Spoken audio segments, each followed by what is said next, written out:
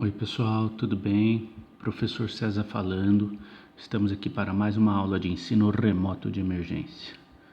Bom, gente, no vídeo anterior a gente encenou no final, algumas considerações a respeito de como é que os complexos, a formação de complexos podem atrapalhar o processo de precipitação, Então a ideia agora é falar um pouquinho melhor sobre isso, tá? Nesse vídeo e pensando a um caso aplicado, por exemplo, a uma precipitação de um determinado metal, que pode ou não estar numa estação de tratamento de efluentes. Pode ser no laboratório, enfim, tá? Usando como é que a formação do complexo atrapalha lá o tal do KPS. É isso que a gente vai discutir um pouquinho aqui agora. Tudo bem? Muito bom, então vamos para a folhinha. Eu vou pegar um caso específico para ilustrar para vocês com números. Nós não vamos trabalhar tudo de forma quantitativa, mas algumas coisas a gente vai discutir aqui, tá?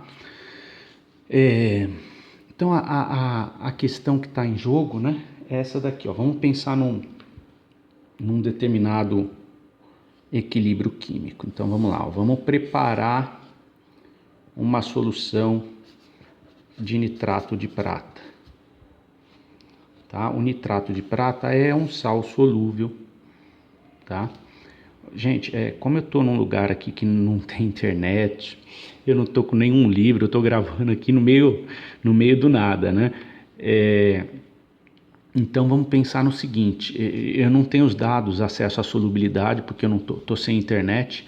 Eu vou preparar uma solução 0,1 mol por litro de nitrato de prata, AgNO3. Eu nem sei se dá para dissolver tudo isso de nitrato de prata. Eu acredito que dê, tá? Porque o nitrato costuma ser... Nitratos são sais muito solúveis. Pelo fato de ter prata, a solubilidade não é tão grande, mas enfim, Eu acho que dá para preparar uma solução de 0,1 mol por litro de nitrato de prata. Tudo bem? Então, se eu me equivoquei, me desculpem, porque eu estou sem nenhum dado, sem livro, sem internet, sem nada. Eu estou no meio do mato, tá? Então, vamos preparar aqui uma solução 0,1 molar de nitrato de prata. Quando eu jogo 0,1 mol de AgNO3 num recipiente que tem 1 litro, A ideia é preparar 1 litro de solução disso aqui.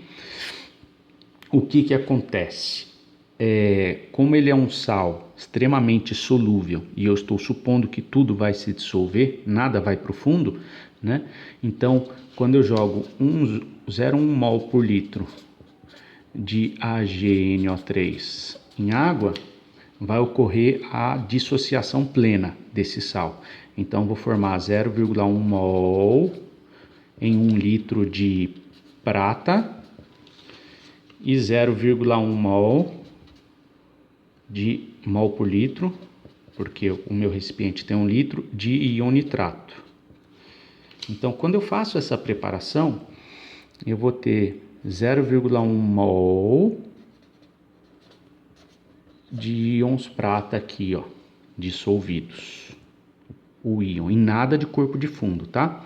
Eu nem vou olhar para o nitrato, eu nem vou desenhar aqui, mas eu vou ter também 0,1 mols de nitrato em 1 litro de solução.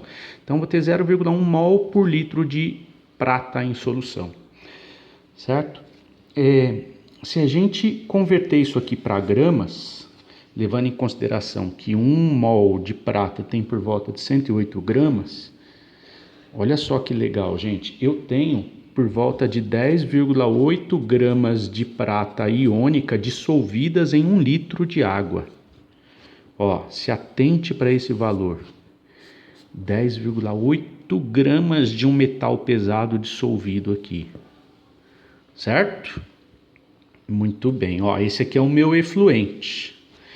Eu posso precipitar ele na forma, por exemplo, de hidróxidos, Mas numa estação de tratamento de efluente, usar o KPS do hidróxido de prata, enfim. Mas vamos supor que eu estou no laboratório e quero precipitar ele na forma de cloreto. Então eu sei que se eu jogar um cloreto de sódio aqui, eu vou precipitar a prata na forma de cloreto. Tá? Então eu vou jogar aqui, ó, a mesma quantidade, 0,1 mol, né? E aí vamos desprezar a variação de volume, né? 0,1 mols por litro de íon cloreto, que eu vou jogar aqui. De modo que 0,1 reaja com 0,1, tá? Pode ser cloreto de sódio, cloreto de potássio, qualquer cloreto. Joguei. O que vai acontecer? Nesse mesmo momento que eu joguei o cloreto, ele vai reagir com a prata e vai formar precipitado, corpo de fundo. Se eu deixar a solução decantando, vai formar o corpo de fundo. E aí, o que nós vamos ter depois de algumas horas? Nós vamos ter AgCl sólido no fundo em equilíbrio químico com uma pequena quantidade de Ag+, e Cl-, né, na forma aquosa. Então, eu vou ter esse equilíbrio químico, né? AgCl sólido em equilíbrio químico com Ag+, aquoso, e Cl- aquoso. Certo? Muito bem. Então, na mesma velocidade, né? Ah lá, esse equilíbrio químico. Mas a questão é, olha, antes eu tinha 10,8 gramas de metal pesado dissolvido. Agora, depois que eu precipitei ele na forma de cloreto, qual que é a quantidade de prata que eu tenho? Vamos fazer esse cálculo?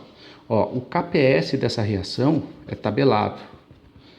É 1,8 vezes 10 elevado a menos 10. Então, vamos fazer assim, ó. KPS genérico para essa reação é concentração de prata elevado à primeira vezes concentração de cloreto elevado à primeira.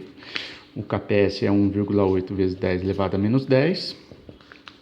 Como eu coloquei a mesma quantidade de cloreto e de prata, né, 0,1 e 0,1, e como a proporção de reação deles é 1 para 1, a concentração de prata e de cloreto em solução é a mesma, é igual. Se é igual e eu quero descobrir essa concentração, eu posso chamar isso aqui de x, isso aqui de x. Então vai ficar x elevado à primeira vezes x elevado à primeira. X vezes x dá x quadrado. 1,8 vezes 10 elevado a menos 10. Passando a raiz para lá, x é igual a raiz quadrada de 1,8 vezes 10 elevado a menos 10. X é igual a 1,34 vezes 10 elevado a menos 5 mols por litro. Ó, então, a concentração no final, em equilíbrio químico, tanto de prata quanto de cloreto, né, porque ambos são X, é de 1,34 vezes 10 elevado a menos 5 mols por litro. Vamos converter isso para gramas por litro? Convertendo, aí é uma regrinha de 3, né, que eu não vou fazer aqui, porque a gente não está com muito tempo, 0,0015 gramas de prata. Ó que legal, gente. Antes da precipitação tinha 10,8 gramas de prata metálica, que é um metal pesado em solução. Depois da precipitação com cloreto, eu tenho só 0,0015 gramas de prata metálica, de prata iônica na solução, certo? Dá para converter isso aqui, ó, em miligramas por litro. Se eu multiplicar por 1000, 1, 2, 3, dá 1,5 miligramas por litro, ou seja, 1,5 ppm de prata, né? O fato é que houve uma grande redução. Não atende a legislação ainda, tá? A legislação para prata, se eu não estou enganado, é 0,1 ppm, né? Então não daria para precipitar na forma de cloreto. Pelo menos, né? Enfim, mas é só para você perceber como é que é eficiente o processo de precipitação química, né? Tudo bem, ó, de 10,8 gramas foi para 0,0015 gramas de prata em solução, 1,5 ppm. Muito bem, por que eu fiz isso? Por causa do seguinte, gente. Agora, vamos pensar esse equilíbrio químico aqui, ó, numa segunda folhinha. Olha lá, eu tenho um montão de cloreto de prata aqui, sólido, em equilíbrio com uma quantidade bem pequenininha de Ag+, e Cl- aquoso. Olha lá. Eu vou escrever esse equilíbrio químico aqui do lado. Então vai ficar assim: AgCl sólido em equilíbrio químico com Ag+, aquoso, e Cl- aquoso. O KPS dessa reação é 1,8 vezes 10 elevado a menos 10. Gente, KPS não é igual a concentração de prata vezes concentração de cloreto? Se o KPS é muito pequenininho, significa que a concentração de prata em solução é muito pequenininha. Ó, da ordem de 0,0015 gramas. Então, esse valor aqui, ó, ele está correlacionado com essas concentrações aqui, ó. Com a concentração de prata e de Cl-. Você concorda comigo? Quanto menor for esse valor, menor é a concentração de prata e cloreto em solução. Certo? Agora, o que a gente vai fazer, gente? Agora eu vou jogar um agente complexante. E vamos ver como é que esse equilíbrio é deslocado. Esse agente complexante em rosa vai fazer o quê? Ele vai consumir a prata, né? E vai deslocar esse equilíbrio para lá, ó, no sentido de formar mais prata iônica. E aí eu começo a contaminar mais e mais e mais a minha solução. Eu estou querendo demonstrar para vocês aqui o efeito de íons complexantes na minha solução. Como é que o equilíbrio de complexação atrapalha o equilíbrio de precipitação, de modo a formar mais metal pesado, certo? O cara que está trabalhando ele está prestando consultoria para a empresa, ele tem que entender dessas coisas.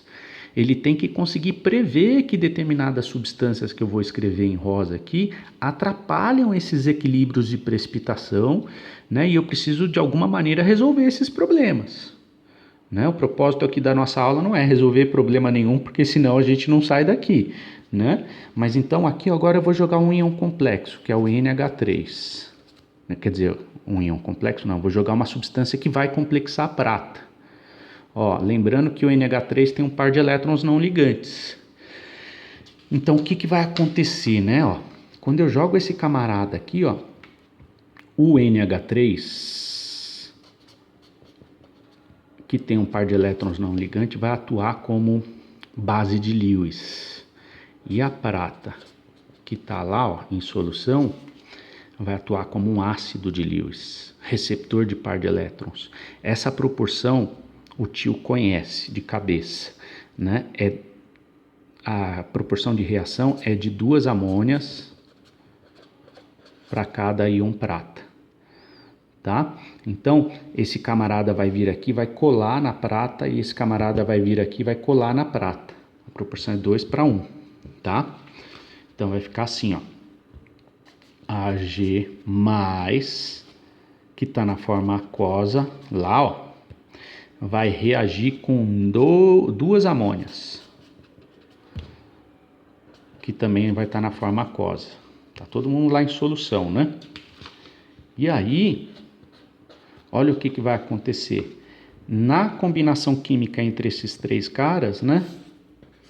Eu vou formar o íon complexo, que é o AgNH3 2+. Olha lá. Certo? Então vai haver a formação do AgNH3 2+. Ó, perceba que a prata e esse íon complexo, ele vai estar na forma aquosa, né? Ah, e o cloreto é espectador, né? Também vai estar na forma aquosa, tá? O cloreto vai estar lá, ó. Tudo bem? Então, vai haver uma complexação aqui, a formação de íon complexo. A prata é o ácido de Lewis e a amônia é a base de Lewis, né? E esse aqui é o complexo coordenado. Complexo coordenado. que é o íon complexo. Então perceba que a prata vai ficar solúvel lá em solução, só que nessa forma aqui, ó, né? Olha lá. Ó, como isso aqui, ó, é o produto da primeira reação, e esse produto vai ser, ó, então tá lá o equilíbrio químico, né? A prata tá lá, ó, é produto dessa reação química aqui. Como ele está sendo consumido, ó, vai estar baixando essa concentração. Essa prata que está sendo formada nessa reação química de laranja está sendo consumida numa segunda etapa reacional. E aí eu estou formando um íon, né, um íon complexo com prata ali, ó, que fica solubilizado. Então a prata que estava aqui, ó, ela volta para a solução. Como são reações, são duas etapas reacionais, né? Essas reações se somam. Certo? Ah, detalhe, existe uma constante para essa reação, que eu chamo de constante de estabilidade. Por quê? Porque esse complexo é extremamente estável. Essa reação é extremamente favorável nesse sentido. Certo? E essa constante tem um valor, que nesse caso é 1,6 vezes 10 elevado à sétima. Ó, que número gigante. 1,6 vezes 10 elevado à sétima. O que você aprendeu, gente, lá atrás? Olha só os conhecimentos básicos de equilíbrio. Quando eu tenho duas reações que se somam, eu vou ter uma equação global aqui, ó, que é uma equação resultante. E a constante dessa equação resultante global é a multiplicação, apesar de eu estar somando reações, mas a constante dessa equação global é fruto da multiplicação das duas constantes anteriores. Então, eu vou multiplicar essa constante por essa. Tá? A constante de KPS vezes a constante de estabilidade. Então, a constante da equação global é igual a 1,8 vezes 10 elevado a menos 10, lá de cima, vezes 1,6 vezes 10 elevado à sétima, que é essa constante que está aqui embaixo. A constante global da minha equação global que eu vou escrever aqui é 2,88 vezes 10 elevado a menos 3. Ó, guarda esse número aqui, nós já vamos usar ele, tá? Vamos agora para o corta-corta na reação, né? Essa prata que está sendo formada na primeira etapa reacional, ela corta com essa prata, porque ela está sendo consumida por essa, né? Tem mais alguma coisa para cortar aqui? Não. Então agora eu baixo as flechinhas e vou baixando os termos. Então AgCl sólido, que está lá no fundo, reagindo com duas amônias que estão chegando, que eu estou botando, vai formar esse complexo aqui, solúvel, aquoso, né? Mais o íon cloreto, certo? Beleza? Tranquilinho? Muito bem. Ó, esse cloreto aqui não tem, né? Só a prata que reage com a amônia, formando esse complexo, tá? Esse cloreto aqui não tem, eu viajei na maionese. Enfim, essa daqui é a equação global, certo? Essa equação global tem uma constante de equilíbrio associada a ela, que eu consegui calcular, eu consegui mensurar, eu consegui quantificar, certo? Esse íon aqui, ó, ele está em solução. Então a prata, ao invés dela estar sozinha em solução, ela está complexada em solução, mas ela está solúvel. Então eu só meio que disfarcei o metal, né? O metal ele estava puro em solução. Quando eu complexei esse metal com amônia, agora ele tá complexado, mas ele está lá. Os problemas ambientais que ele vai causar são os mesmos, só que ele está lá. Tá? Então, o que a gente viu, né, anteriormente? Que o valor da constante está associado com a concentração dos produtos. Essa constante, 1,8 vezes 10 elevado a menos 10, está me dizendo que, quando essa constante é pequenininha, ela está me dizendo que a concentração de prata que está lá, ela é pequenininha, olha lá, ó, ela é pequenininha, ó, né? Nós calculamos isso. Agora, o que aconteceu quando eu adicionei um agente complexante? Ele reagiu com essa prata que estava na forma sólida, né? Na verdade ele reagiu com o que estava na forma iônica. Essa concentração baixou e aí houve um deslocamento para lá, ó. Então esse sal começou a se romper, e é engraçado que você vê isso acontecendo. Você viu aquele sal que está bonitão lá embaixo, ele se desfazendo. É o equilíbrio químico que está sendo deslocado. Quando você faz essa experiência na prática, você vê o sal lá no fundo começar a se desfazer, né? O que é que está acontecendo? É a constante de estabilidade, né? A reação de complexação atuando e deslocando o equilíbrio para lá, né? E aí está fazendo o que, gente? Está aumentando a solubilidade da prata. Isso traz um problema ambiental muito sério, né? Então, a prata, olha só, dá para mensurar isso. A gente não vai fazer isso aqui agora, mas vamos tratar de maneira qualitativa, né? A minha constante da minha equação global, que é a minha equação final, antes ela era 1,8 vezes 10 elevado a menos 10, que significava que a quantidade de prata era pequenininha em solução. Agora, a minha constante é da ordem de 10 elevado a menos 3. Ela já não é mais tão pequenininha. Quer dizer o quê? Quer dizer que a minha concentração de prata na forma de complexo, ela já não é mais tão pequenininha, né? Ela é bem maior. Olha só, ela é da ordem de 10 elevada, ó, se eu pegar esse número que é grandão e dividir por esse, é 2,88 vezes 10 elevado a menos 3. E dividir por 1,8 vezes 10 elevado a menos 10, olha lá, ela é da ordem de esse número aqui, ó, nossa, 16 milhões de vezes maior do que esse, né? Então quer dizer que essa concentração aqui é muito maior do que essa. Não vou ficar calculando isso aqui agora para vocês, né? Mas é muito aqui, ó. A diferença está na ordem de 10 elevado a sétima, né? Ó. Tudo bem? 10 elevado a sétima são 7 zeros, né? 3, 4, 5, 6, 7 zeros. Olha só quanta coisa. Ó. Opa, 3, olha só. Né?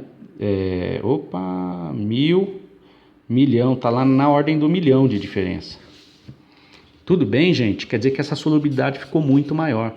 Eu estou levando a prata para a solução de novo, né? Então, perceba a importância do consultor nessa área de estação de tratamento de efluente, conhecer esses equilíbrios, conhecer esses agentes complexantes que eu jogo, né? E como é que eles interferem nesses problemas. Por isso que muitas vezes você vai numa ET lá, o cara fala, eu não estou conseguindo precipitar, né? Eu não estou conseguindo atender a legislação porque o metal está indo embora junto com a água. Por que isso está acontecendo? Por causa, deve ter algum agente complexante lá que está atrapalhando essa precipitação e está jogando tudo de novo para a solução. Beleza, gente? Ficou claro? Bom, pegamos aqui um exemplo prático para você conseguir compreender minimamente as coisas. Vamos lá, então, para o nosso próximo item, que é o item 12, prevendo a precipitação de uma mistura de sais. Só que isso daí nós vamos fazer no próximo vídeo, tá bom? Esse aqui eu vou parando por aqui. Beijo, beijo e até a próxima atividade.